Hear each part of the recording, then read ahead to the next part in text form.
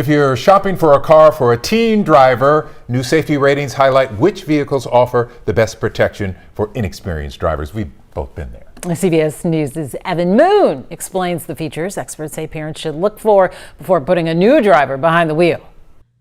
For many teens, a first car means freedom, but for parents, it's all about safety. On the road, a collision can come down to just seconds.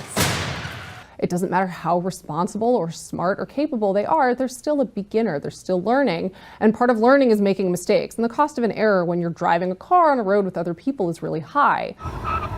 But there's good news. Safety is steering in the right direction.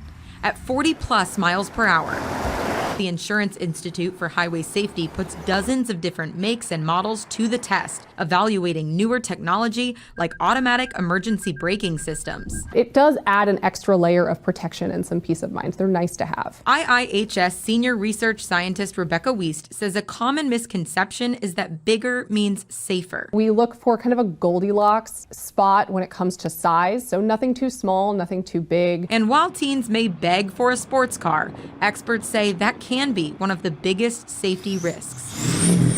Teenagers are disproportionately involved in speeding-related crashes. So we want to avoid giving teenagers cars that have especially, zippy acceleration. Distracted driving is also a leading cause of crashes. Parents may want to avoid big touchscreen digital dashboards. Reducing the complexity of what they're looking at when they're driving is an important thing to consider. Of the dozens of vehicles tested, no single brand came out on top. There's a fair amount of Subarus on the list. There are Hyundais. You see a few Kias, Toyotas, Hondas. Cost is always a big factor when car shopping.